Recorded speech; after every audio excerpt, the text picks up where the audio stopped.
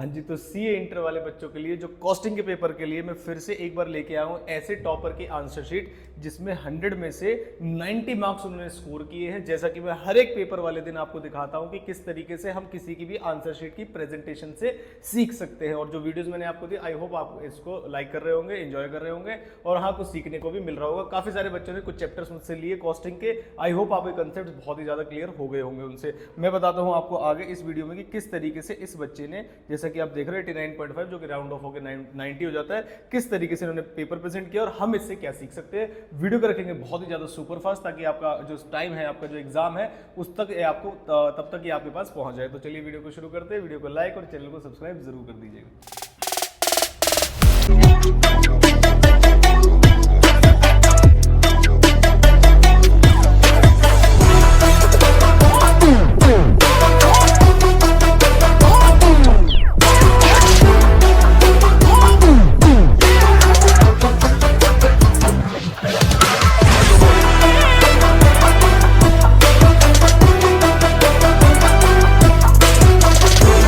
तो ऐसा क्या करते हैं टॉपर्स, जिसमें से क्वेश्चन तो हम भी अटेम्प्ट करके आते हैं लेकिन इनके मार्क्स 80 90s में आ जाते हैं और वो नॉर्मल बच्चा एक 40 नंबर लाने के लिए भी क्या नाम है स्ट्रगल करता है। तो मैं बताता हूं आपको ये क्या करते हैं। पहली चीज, क्वेश्चन पहले नंबर से शुरू करना है, ऐसा कहीं पर भी नहीं लिखा हुआ।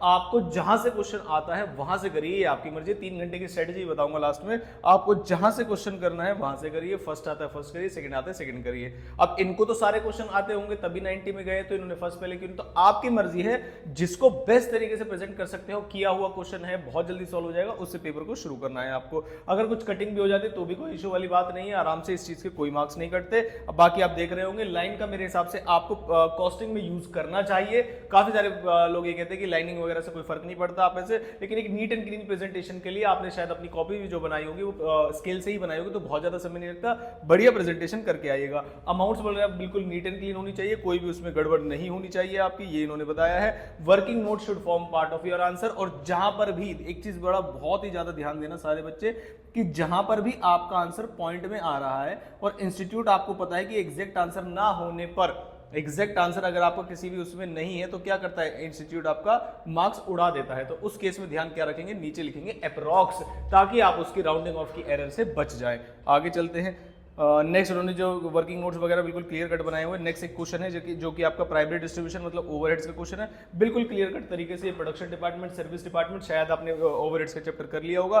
सिंपल सिंपल क्वेश्चन है। आगे उन्होंने बेस लिखा है, देखिए पर्टिकुलर्स, बेसिस, और बिल्कुल लाइनिंग वगैरह करके क्वेश्चन को अच्छे तरीके से प्रेजेंट किया है। और जो भी वर्किंग नोट है बिल्कुल क्लियरली आपको दिखाई दे रहा होगा। आगे चलते हैं। और इन्होंने ये जो रिकवरी रेट वगैरह बनाए हैं, आगे आगे आगे क्वेश्चन नंबर आया 4, जो कि एक प्रोसेस कॉस्टिंग का क्वेश्चन है, जिसमें उन्होंने इक्विवेलेंट प्रोडक्शन के लिए प्रोसेस कॉस्टिंग के अकाउंट बनाए हैं और लास्ट में इन्होंने दिखा दिया। वर्किंग नोट वगैरह सब सही है। आगे दिखाता हूं जो आंसर आपके यूनिट्स में आने हैं, रुपीज में आने हैं, तो उसमें आपको क्या करना है। तो देखना जरा ध्यान से, बॉक्स बना के आंसर को बंद करना है। थ्योरी भी लिखी है इन्होंने, हालांकि थ्योरी ज्यादा अटेम्प्ट नहीं करे तो बढ़िया, प्रैक्टिकल पेपर है। क्वेश्चन नंबर 5 इन्होंने सॉल्व किया, बिल्कुल देखिए, बिल्कुल भी कोई भी दिक्कत वाली बात नहीं है इसमें।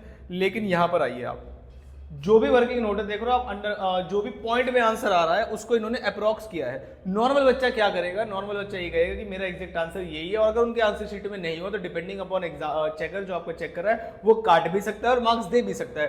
तो हम वाई टू रिस्क, तो हम क्या करेंगे, अप्रोक्सीमेशन लगा दे, मतलब अप्रॉक्स वर्ड जरूर लिखेंगे वहां पर, अंडरलाइन वगैरह करके इन्होंने बढ़िया तरीके से अपने आंसर्स को दिखाया है। और जहां पर आंसर आने हैं हर एक पॉइंट में, तो क्या किया है, जैसे ये मान लीजिए आपका स्टैंडर्ड कॉस्टिंग का क्वेश्चन है, तो 800 एडवर्स लिखा है इन्होंने और उसको बॉक्स में बनाया है। तो ध्यान रखिएगा, आपके जो मेन आंसर है, जो पार्ट्स में पूछे जाते हैं उनको बॉक्स में बंद जरूर करिएगा, अलग से दिख जाता है, उनको बहुत ज्यादा डिटेलिंग नहीं करनी पड़ती। तो ये देख रहे हो आप, रुपीज वगैरह अच्छी तरीके से, जहां आर्स है वहां आर्स लिखे हैं, जहां रुपीज मतलब अमाउंट में आना है, एडवर्स आना है, फेवरेबल आना है, वो वहां पर उन्होंने लिखा है। आई होप यहां तक आपको समझ में आ गया होगा। ये एक वेरिएंस पूछा था, ये भी उन्होंने एडवर्स लिखा। आप बोलोगे यहां पर तो नहीं लिखा उन्होंने एडवर्स, क्योंकि आ जाओ भाई जल्दी से, क्योंकि यहां पर एक्चुअल ओवरहेड्स पूछा है उन्होंने, इसलिए उन्होंने एडवर्स और फेवरेबल नहीं लिखा है। तो पूरी सारी चीजें आपको ढंग से लिखनी है। फिर ये एक ईओक्यू का क्वेश्चन है, ईओक्यू निकाल के उन्होंने देख लो बॉक्स में बंद किया है। उसके बाद फेयर तरीके से उन्होंने इसके सारे number of orders, average stock, ordering cost, सब कुछ निकाल के दिखाया है इसके अंदर।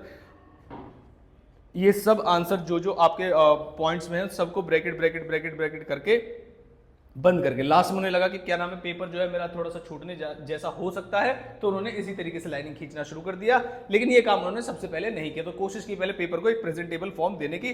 बाकी उन्होंने क्वेश्चन को बहुत बढ़िया तरीके से अटेम्प्ट किया, आप भी देख सकते हैं। जो क्वेश्चन गलत है वो तो गलत ही है, डिस्क्रिप्टिव में 80 में से ही कटे हैं उनके, और मतलब इसी चीज में से मार्क्स कटे हैं। आपका एमसीक्यू भी आना है, एमसीक्यू के लिए मैंने आपको वीडियो अलग से दे दी है। आई होप इनकी आंसर शीट से आपको बहुत कुछ सीखने को मिलेगा। और ये जो आंसर शीट की वीडियोस हैं जो कि टॉपर्स की है, मैं एग्जाम वाले डे आपको देता हूँ, ये आपके लिए हेल्पफुल हो रही होंगी। अब आता हूं कि हमारे 3 घंटे के पेपर की स्ट्रेटजी बताइए हमको। देखो जरा ध्यान से, बहुत जल्दी बताता हूं 3 आवर्स वाली स्ट्रेटजी क्या होती है एग्जाम में।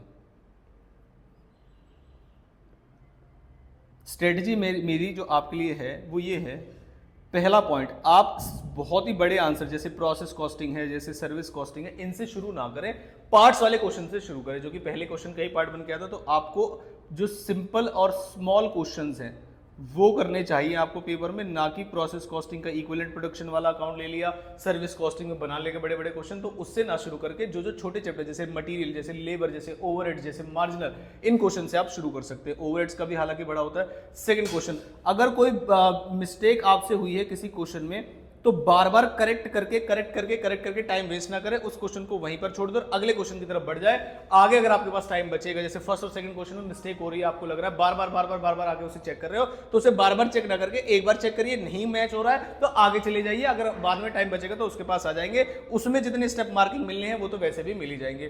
तीसरी चीज, आप बहुत ज्यादा मतलब कई बार बच्चे जो है ना डिलेमा में होते हैं, कौन सा क्वेश्चन करूं और कौन सा क्वेश्चन ना करूं, तो 2 मिनट एक्स्ट्रा लगा लेना उसमें कि कौन सा क्वेश्चन करूं या कौन सा क्वेश्चन ना करूं। लेकिन एक बार अगर आपने डिसाइड कर लिया है कि कौन सा क्वेश्चन कर रहा है, तो फिर उसी क्वेश्चन के गो थ्रू करना है। बार बार मैंने कई बार बच्चे ऐसे देखे कि आधा क्वेश्चन अटेम्प्ट किया, फिर उसको पूरा काट दिया, फिर दूसरा क्वेश्चन करने लगे, तो इससे टाइम वेस्ट होता है। क्वेश्चन के सिलेक्शन के लिए आपको 15 मिनट पहले दिए जाते हैं, सारे क्वेश्चन की रिक्वायरमेंट्स आप उसमें से पढ़ लीजिएगा।